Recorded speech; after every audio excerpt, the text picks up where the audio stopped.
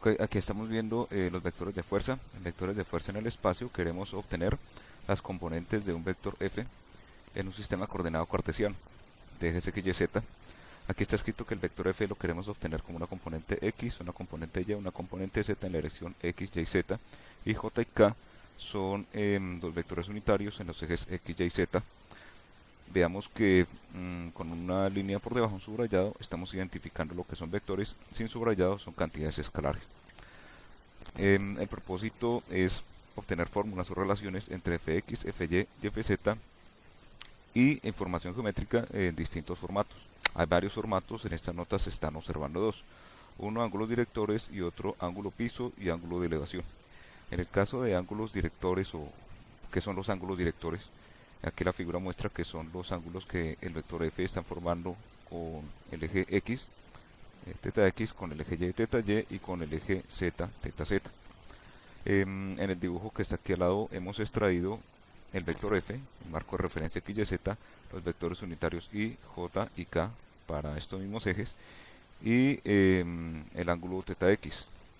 Hemos subrayado aquí en rojo la componente de F sobre el eje X, que es F sub X, por medio del ángulo teta X. La fórmula en específico la estamos obteniendo gracias al producto punto, que es una operación que permite proyectar o sacar la componente de un vector sobre un eje. En este caso, esta componente es X y es el resultado del producto punto de F por el vector unitario del eje X. Aquí sabemos que el producto punto es magnitud del primero, magnitud de F, vector es F, magnitud de I es 1, que es un vector unitario, por el coseno del ángulo que se está formando entre ellos, que es teta X. Tenemos la componente Fx. Siguiendo exactamente el mismo razonamiento, tenemos las componentes Fy y Fz en términos de los ángulos directores. Hay una cuestión importante, y es que Fy, Fz y Fx son tres cantidades independientes. Es decir, yo selecciono un valor de Fy, selecciono un valor de Fz, y entonces Fx es independiente. Puede tener cualquier valor de manera independiente al valor que yo le haya otorgado a Fy y Fz, si fuesen datos de un problema. No pasa lo mismo con los ángulos directores, teta X, teta Y y teta Z. Resulta que cuando yo fijo cualquier dos de ellos, digamos teta X y teta Z ya queda amarrado, por así decirlo. Es decir, hay una fórmula que relaciona estas tres cantidades. La estamos presentando aquí invocando el concepto de vector unitario.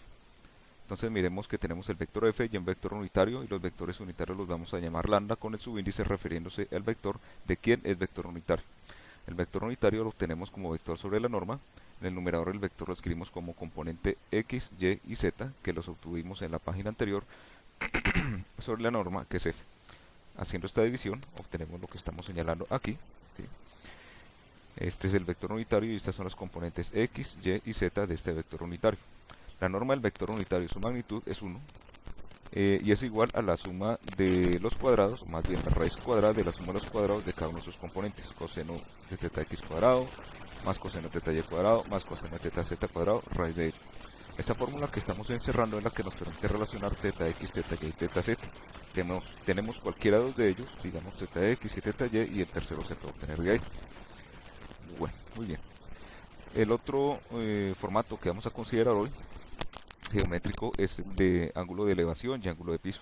Entonces este dibujo explica o señala la definición.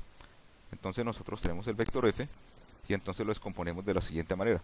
Primero dejamos caer una componente vertical a lo largo del eje Y hasta que toque el piso, que para nosotros en este dibujo va a estar dado por el eje X y el eje Z. Y de aquí del piso entonces nosotros tenemos desde el origen hasta este punto, hasta esta intersección, lo que vendría siendo la componente de F sobre el plano XZ o componente piso. Por eso está puesto aquí un subíndice P. Bueno, miren que como estamos descomponiendo, significa que aquí estamos considerando el siguiente triángulo, donde F es una hipotenusa, esta componente vertical es un cateto, y esta componente sobre el piso FP es otro cateto, por lo tanto forma 90 grados.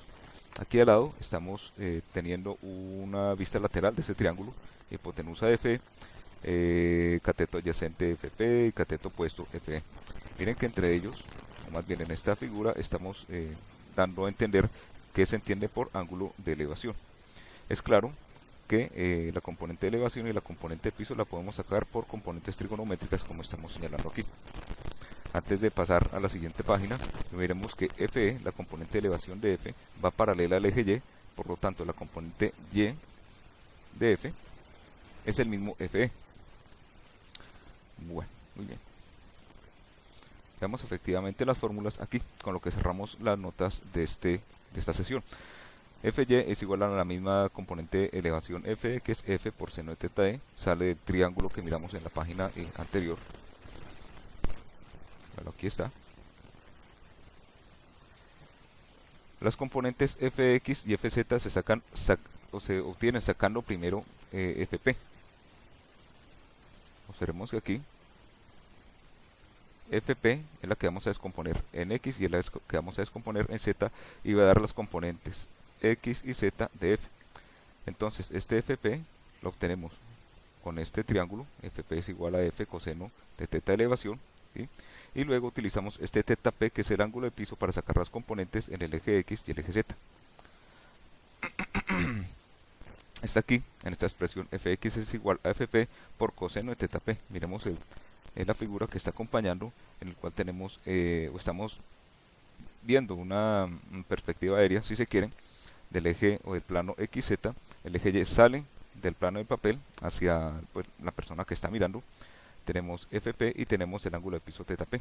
Es claro cómo sale Fx y Fz como componentes trigonométricas de Fp. Lo estamos viendo aquí: Fp coseno de teta P y Fp seno de teta P. Fp lo estamos reemplazando por F coseno de teta E de la página anterior.